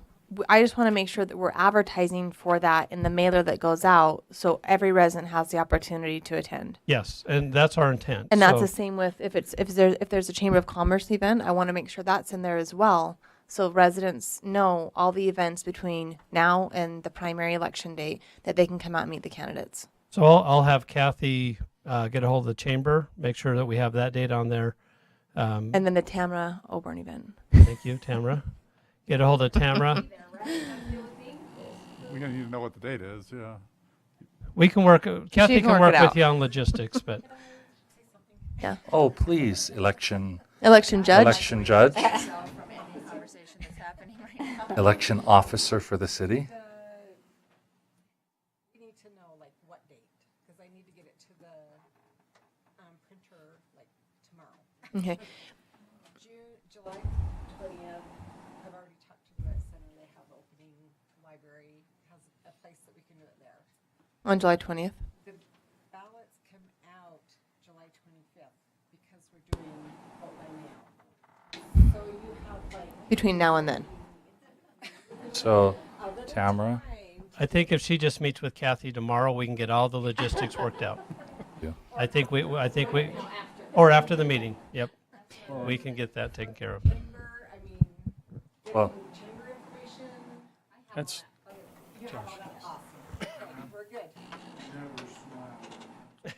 Yeah. look what happened to him. No eye contact. That's all right. All right. Sleep is helpful. So let's go ahead and move on to 12B. Discussion and direction on surplusing items in the old rec center. Yes, as we've been working on the process of having the buildings being torn down, we do know that there might be some items in the old rec center that have interest to the public. So there's sort of 2 or 3 things going on that we're working through. Number one is the brick. We know that there are some citizens that are interested in obtaining brick, and I would say 1 brick, so not for construction purposes, but for sentimental value, that there's an interest for the public to be able to access and get a hold of brick. As we are working with the contractor to have this torn down, we are going to set aside, 2,000 was our number. If that's not enough, we'll do 3,000. We're going to take 3,000 brick. We're going to take them down to the pipe plant. We'll figure out the methodology to distribute that to the general public for those that are interested. And we will also save some of that brick for whatever we're doing on the interior of the new building. So that's the brick. We want to make sure that everybody understands that they will have an opportunity to get access to brick. Now, whether we're giving it away, whether we're selling it, all that stuff, that hasn't been determined But yet. that's at a later date. Yes. Okay. I just want everybody to be rest assured we are planning on setting it aside. We have contractors, other people that are interested in obtaining brick for other purposes. So these are people that want a couple thousand brick so that they can put a new facade on some building that they own that has a little bit of a historical flavor to it. At this point, when we get the contractor on board, those people can talk specifically with the contractor and work out an arrangement for the contractor to set aside brick for them.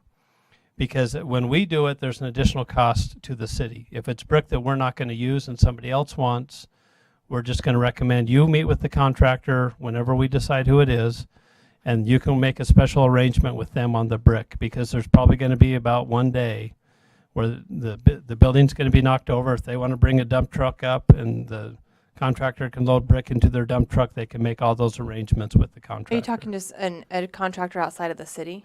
Just anybody. We've had residents that are, I got an email the other day, somebody that wants to, they're redoing their home and they would like, I think they requested 500 brick. And is that going to happen before or after the brick is dispersed to or bidded on or whatever it is to the residents? So the residents, we're just going to take that, put it in a truck, take it out to the pipe plant, and then it's totally separate from everything else we're doing at the building.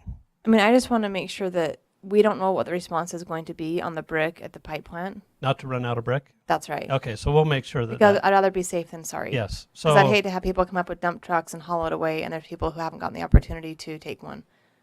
Yes. You know, so I just want to make sure that. Okay, we'll make sure the numbers are there. Because we've talked about, Dion and I picked 2,000 out of. Uh-huh. In a way.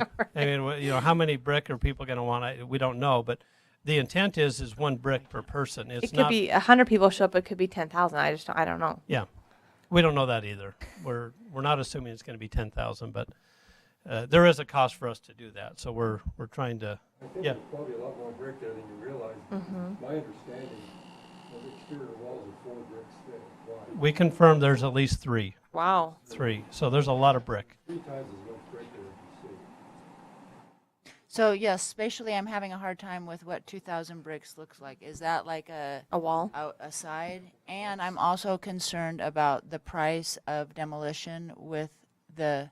is this costing us more money to do this? So for us to set aside the 2,000 brick, there is a little bit of an additional cost, but it's So not. a little bit as. I don't know. We don't know until we bid it. Okay. The contractors are telling us there is, because otherwise they just knock it all down, they put it in trucks, they don't separate it, and it just goes. So if my understanding is at this point they have to kind of grab some of the brick out and load it into a truck, and it will be mixed with a bunch of other stuff, and we'll have to separate it. But there is an additional cost because the easy thing for them to do is just knock everything into the middle and pile it up and take it away. So we don't know exactly how much more, but in my opinion, it makes sense for us to set aside and pay a little bit extra for that. It's not $100,000 extra. It's Okay. maybe a couple thousand. I don't know. All right. So it's not going to break the budget, I guess is what I'm saying. I'm just checking. So that's the exterior. The interior of the building, if you walk through it now, we've removed everything that the city, or we're in the process of removing things that have either a sentimental value or a cash value to us. So there was some fairly new heating system stuff in there. We have the old scoreboard, and there's a sign that we want to keep for sentimental value. So we are in process of the city taking those things out. What is going to be left, we're opening up to the public to come in this Saturday and bid on whatever items they would want. So people are going to be bidding for two different purposes. One, I think, is there's a cash value to, I don't think there's a cash value too much in there, but we do have like a glass backboard and a rim, and if somebody wants that, they can bid on that item. Scott, I think there's some lovely curtains in there too. Is there some lovely curtains? No. So that's the sentimental value. There's things in there I think that people have a sentimental value that they're willing to pay a little bit of money in order to get, but also with the understanding that if we have 2 or 3 people that want the same item, we have to figure out a fair way to say who gets it, and the fairest way we can figure out is just to do a bid on those items. So it's not necessarily a big fundraiser for us. I don't think it's going to generate a ton of cash. It's really a way for the public to have an opportunity to come and obtain something that they would like out of that building. So the idea is that we would do the bidding on Saturday, we would award the bids, and then we give them just a few days to come and take it out. By the end of July, we would like everything that's going to be removed by the public out of that building so that we can get the contractor in there. They're going to walk through it. If there's salvage value for them, then they give us a credit for that. And then they give us a bid and say, okay, it's going to cost X thousands of dollars for us to tear this down and haul it off. So tearing it down is the easy part. I think it's about a month, they said, that they think to haul all that off because we're doing 4 buildings. I mean, this one, fire, old rec, and the old seminary building. I think one of the concerns is, are we giving the public enough time to respond? We have put this out on social media. We've informed the Historic Commission. I think we've hit the key people that we think would be interested in some of the interior of that. If anything that we choose to extend that at this point would extend when we can tear the building down. We are doing our darndest to have it be right around mid-August. So again, depending on the timing of the contractor and when they can come in, that might push back a little bit, but that's what we're working towards. We've got homes now for our community development and our fire station as of August 1st.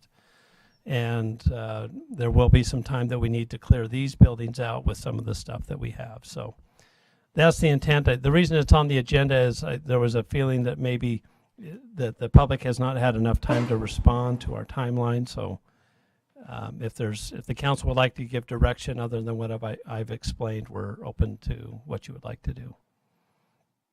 So we put it out on Constant Contact. Yes, it's gone out on all of our social media. And it's on the website. Yeah, it's on the front page of the website. Libby, can you notify the neighborhood chairs? And you can just point them to the website, Libby. And Just have them go to the Facebook, front page. Instagram, everything? Uh-huh. Okay. So, I mean... So is there any further questions for Scott or discussion on this? Are we okay on that timeline? That's all I'm I asking. think we're okay. Okay. Thanks, Scott. We will proceed. Okay, I've got item 12C. This is discussion and direction regarding city's participation in a spotlight piece on national television. I was contacted yesterday by a TV firm. They produce a program called Cities to Consider for Life, Business and Recreation. They got a hold of Pleasant Grove's name, probably because we've been in the media in the last few months for several different things. One of the safest cities to live in America. The flag. Strawberry days. The flag. Strawberry days. Strawberry days, and a host of other things. What they're interested in doing is coming in and doing a 3-minute spotlight on Pleasant Grove City and what makes us tick, what makes us good for business, what makes it good for people to live, what about our recreation amenities, what about our transportation, business, et cetera, the growth of the city, just a whole bunch of different topics. And after the brief interview, they said they were very interested in moving forward. I've tentatively scheduled a follow-up interview with them on the 19th. We have a meeting on the 18th. If there would be a fee associated with this production, it would be about $25,000 if I remember correctly. I think it was 24 and something. And we would have the rights to all of the raw footage when we're done, the finished spot, and a 30-second commercial, if you will, that we could use on our own social media to promote the city and our own economic development, et cetera. If this is something that the council is interested in exploring further, what I'd like to do is assign someone to research this organization and make sure they're legitimate, read through the information they've provided to make sure that it's, we're not getting ourselves into any hot water, and then present all of this next week, Tuesday, for action by the council. So there it is in a nutshell. You have any questions? The 25,000, where would it be shown? 33 times a day on Fox News Network and affiliate stations across the United States. Kind of caught my attention. I mean, if you wanted a cheesecake factory, this would be the time to promote for it.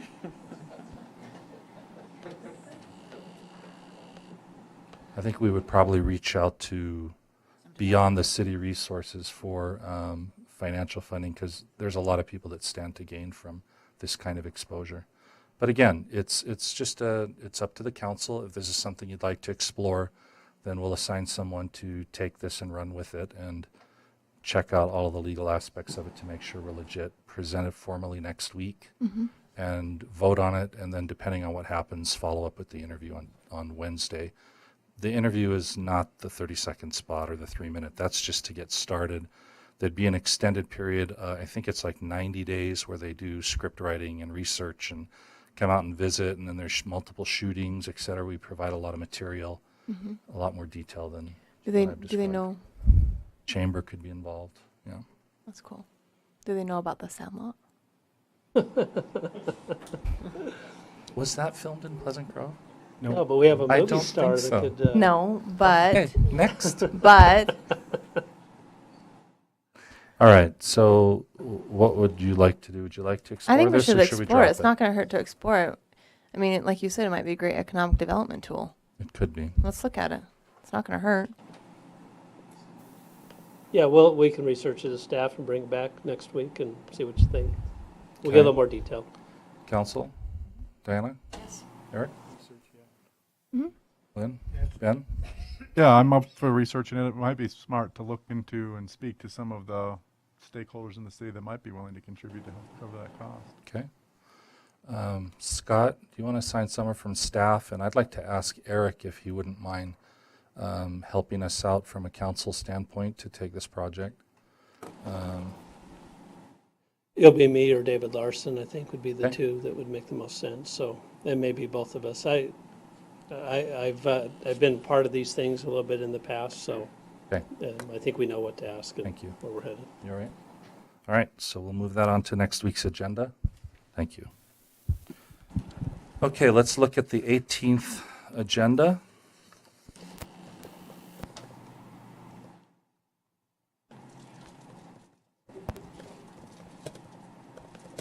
So we just did item 6, right?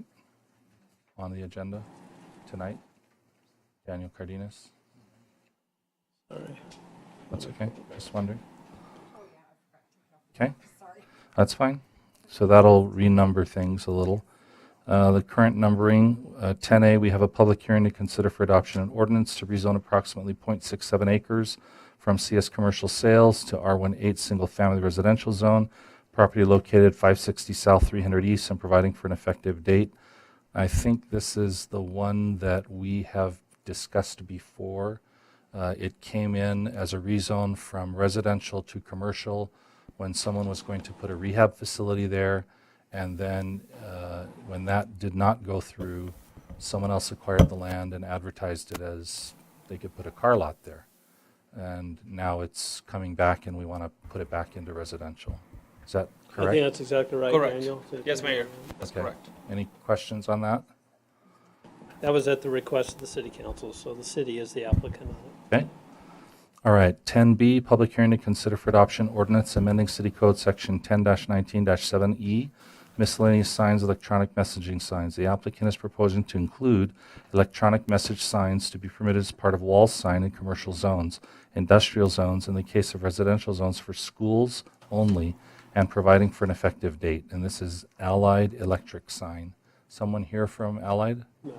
No? Daniel can explain. Anything the we issue. should, No, this is something that we are already doing. I don't know if you guys have seen I field trip the elementary schools, and we already have electronic messages on wall signs. Now our code doesn't allow for that, so we're amending it to get caught up with that.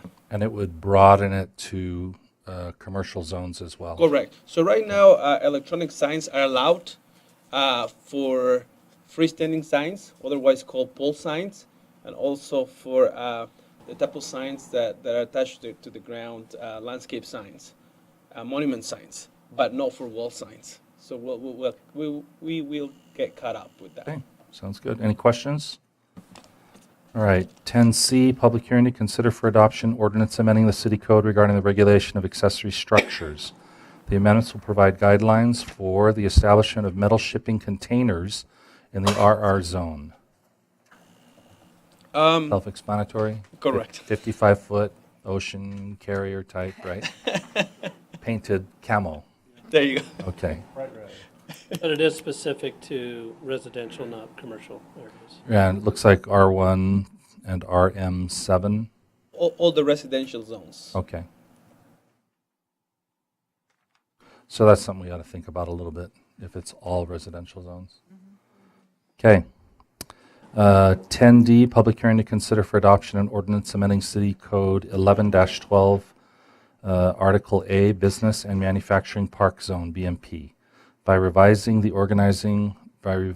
and reorganizing the provisions regarding permitted and conditional uses, as well as various zoning requirements, and providing for an effective date. Correct. So this is the zone that is kind of the buffer between our manufacturing zone and the I like to call it the jewel in the crown of Pleasant Grove, which is the Grove, right? So we have in the middle that buffer zone. That zone is the property owners that own land in there is only 4 of them. So it's large amounts of land. When the city planned for the BMP, we planned for business park type of amenities, correct? So setbacks are, for example, 50 feet. If we try to apply the requirements for the BMP to the lots existing right now, it will be close to impossible to develop those, okay? So the developer gave me a list of proposed change. The staff read it, went through it. We have multiple meetings with the applicant, and the staff is coming up with the version of what I think is the best for the city. So what's going to happen is I'm going to present the version of which is not, it doesn't fall apart from each other very far. So just a couple of things, for example, and just to give you an idea, a developer wants 0 setbacks. The staff is recommended 25 feet setback. So it's a couple of elements where there's some discrepancies. But definitely staff thinks that some amendments should be taken into consideration. So are you going to propose the amended version, the one the staff is proposing, or are we going to have the one that Preston Davies is proposing? I'm going to present both, Okay. which I say that there's not many discrepancies, only a couple of I would say, 2 technical points that are important though, but we'll bring them to you guys. So I'm going to present both and let the council decide. Okay.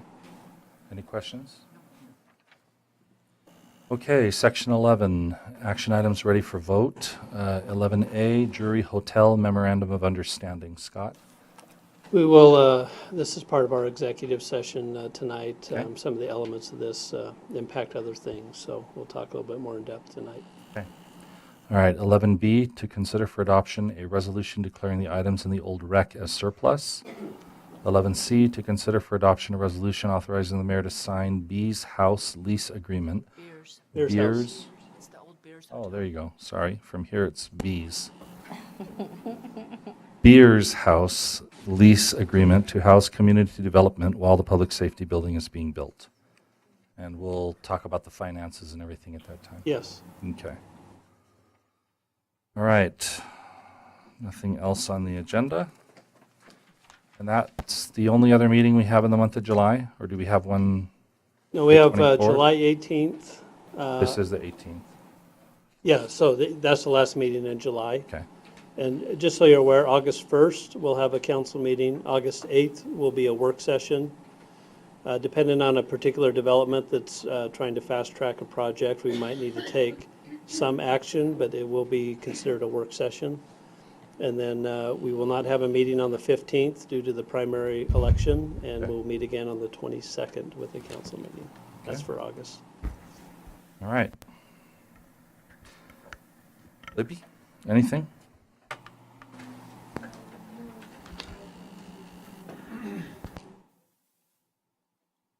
Okay, great. Thank you. All right. Daniel, anything from you? No, sir. Okay. David? Yeah, a couple things. We are 1 month from yesterday away from the replacement event for the promenade called the Pleasant Grove Summerbration. And it'll happen in Downtown Park on Thursday, August 10th. So the volunteer that came forward a few weeks ago has been busily working and preparing and has already gotten in touch with live bands. About 50 vendors right now so far. With Oh, that's lots great. of vendors, high quality, local handmade kinds of vendors, and food trucks, food, all types of things. So it's going to be a really fun night, starting at 5 p.m., going until dark. And that's a one-time event this year? One-time event this year. If it goes well, then we'll look at repeating it next year, maybe a few different times. Okay. Not to the extent of the promenade every week, but something where we can do that maybe once a month or something like that. But, Okay. put that on your calendar, August 10th. Also be aware for the mayor and council, the Chamber of Commerce annual thank you barbecue. You'll probably get an email about that as well, but that has been moved from this Friday to the 21st, lunchtime on Friday the 21st. Which Is will be that this month? Yes. Okay. Yep. Anything else, David? The date of the chamber-hosted debate is July 26th in the evening. So all the candidates have been notified about that, received correspondence about it, but that will start to be published from the chamber perspective and advertised very soon. Okay. Thank you. Jan? Nothing? Marty? A number of things. Is this on? Yes. So tomorrow night from 6 to 7:30, there's a public open house for the First East reconstruction project. This is hosted by Utah County and PEC, who's the engineers for that project. They're going to just have some information there about the proposed reconstruction areas, what's going to be done, and we've been working with them every other week for the last couple of months to try to make sure we're involved in that, and I think it's going very well. So That's just where? The That- junior high. PG Junior High, what's that? Is that what you asked? And so also we've had a few issues up at the Battle Creek drainage. Last Sunday night we had a pretty good thunderstorm, went over that drainage. And if you remember a number of years ago, we had quite a big thunderstorm that came through there that really washed out a lot of areas and brought a lot of material down. Well, this thunderstorm also continued to do that, and we filled up some of the areas where we pull water. Nothing to do with culinary, all to do with secondary water, where we bring the water into the system. It's kind of filled full of rocks. And so we've been up there for the last day and a half cleaning that out and trying to get it operational again. I just got word from Greg that that's all been cleaned all the way down to the filters. Tomorrow we'll break apart those filters and get that back operational again. For the time being, we've been feeding that zone with the pumps that's set up there at the Walker Tank site. So the pressures have probably been lower, and if we get a high demand, those pressures will drop a little bit. But that's how we're currently feeding that zone, and we need to get this filter station. So if there's been concerns with the citizens about that upper zone, that's why. We currently have some plans in place. We've got new filters going in before that filter station that will be going in here in the next month that will help with this situation. With one of the screens that constantly gets plugged, we'll be able to do that with an automatic flush filter that's going to help us, I think, operate a lot more efficiently up in that area.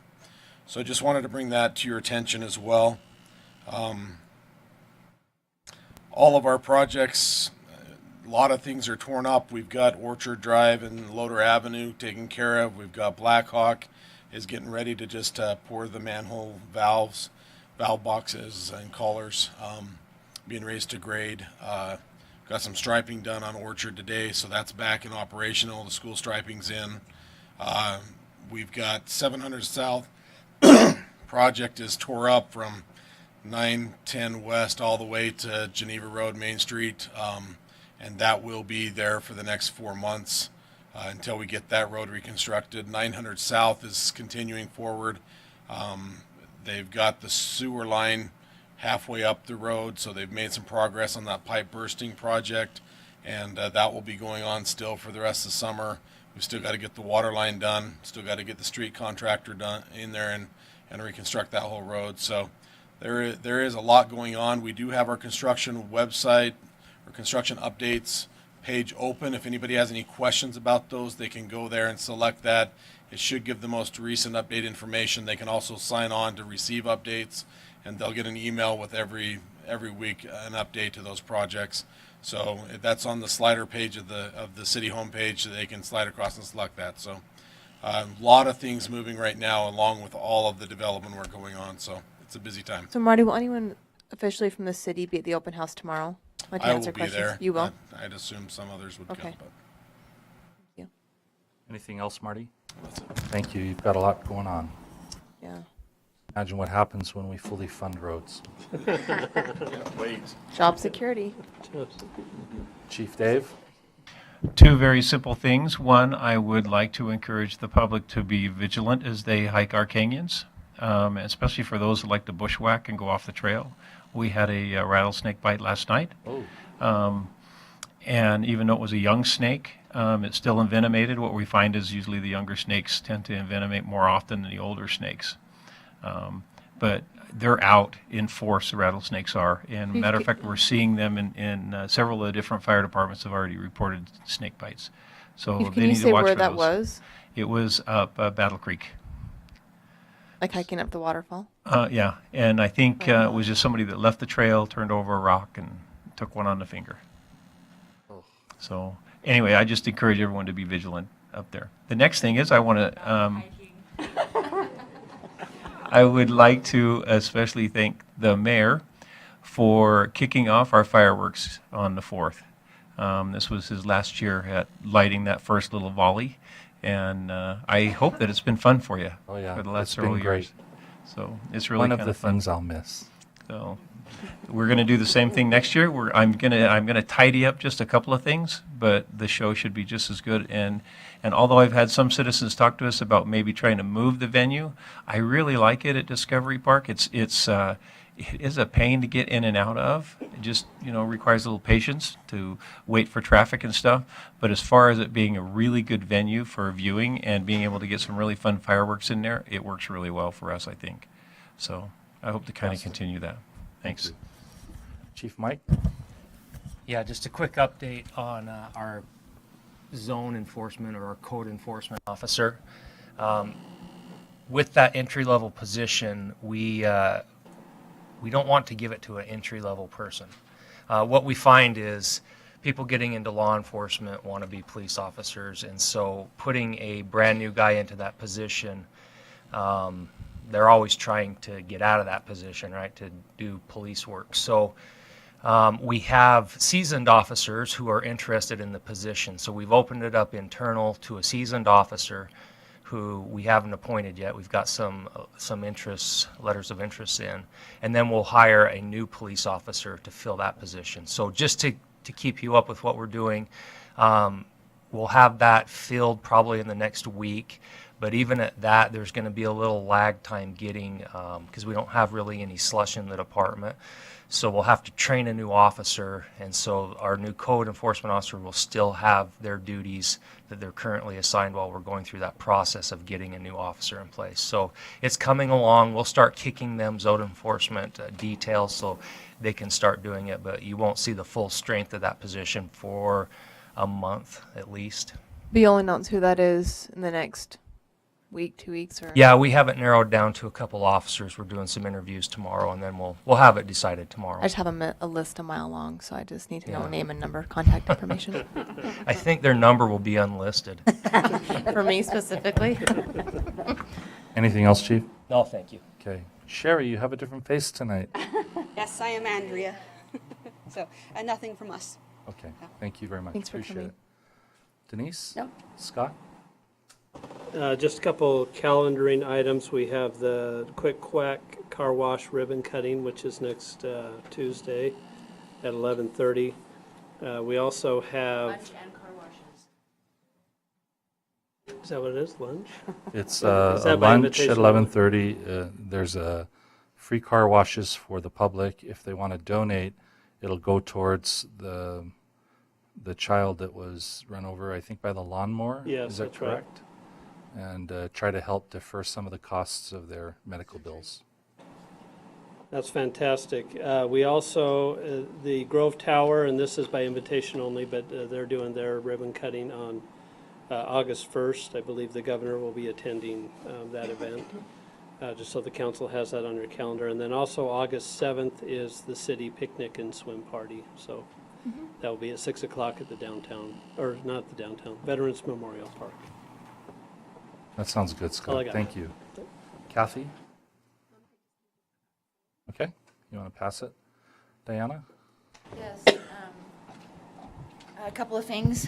The flag was magical. Every single event, every moment of it, the photos are phenomenal, but it was magical. I especially, for me and my family, the Sunday night with the One Voice Children's Choir. It was just, I don't even know another word, magical. Anyway, very, very grateful for everybody that worked on that. A couple of things. There's a rumor, I've had several people ask me, there's a rumor going around, and maybe Marty can help explain this, that Pleasant Grove is sending the treated sewer water from TSSD back up and we're using that as culinary. So would you like to speak to that? We'd all be Not, dead. not true. I'll help. Not true. Yes. Yeah, we haven't. So I would love that rumor to be dispelled very, very quickly. Okay? And no intent to do that in the future either. Put an end to that rumor. Thank you. I needed to do that publicly because it is going like wildfire right now. Okay. Also, did you know that the Beers Hotel is haunted? Yep. Okay, and moving would right not- along. Well, I would Eric. I'll staff that. They have to work there. No, that is from people that have worked there. Anyway, that's fun. Thank you so much for that enlightening discussion. Eric. Eric. I'm not sure if I can top that, but the flag thing was amazing. We had family that heard about it and came from out of town for it, and here they are calling me saying, "Hey, we're coming for it," and I'm like, "Wow, okay." It is tremendous for our community. We already talked about Art and the Choosing Kindness for Pleasant Grove is moving forward rapidly because I think we chose September 21st as the day that we'll have the kickoff at the high school as an assembly. And Jimmer will be in attendance for that. So we're moving forward. More details to come very soon. That's excellent. Thank you. Sid? Thank you for the flag. Thank you for the fireworks. Thank you for letting me live in the best city ever. A resident had a hashtag, "My city's better than yours." Just saying. Okay. We'll leave Anything it at else? that. Nope. Okay. Lynn? Okay. Ben? Let me take a second to invite everybody that's available this Thursday to come to the Rotary Club. If you care about law enforcement issues, we're having a speaker from the Other Side Academy. They came recently and spoke with a luncheon hosted by honorary colonels. It was fantastic. One of the best presentations I've ever heard. Very inspiring. Definitely worth your time. If you're free on Thursday at noon, come to Chubby's here in Pleasant Grove and listen to the Other Side Academy speakers talk a little bit about what that organization does for reducing recidivism of criminals. It's an incredible organization. Worth your time if you can make it.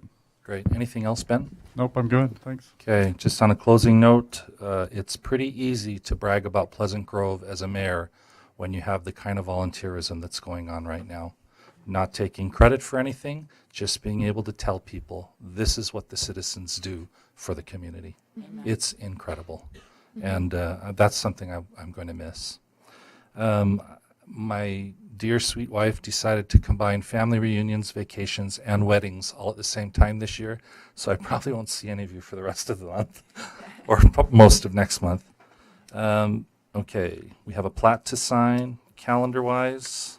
I think we've covered most of the calendar items.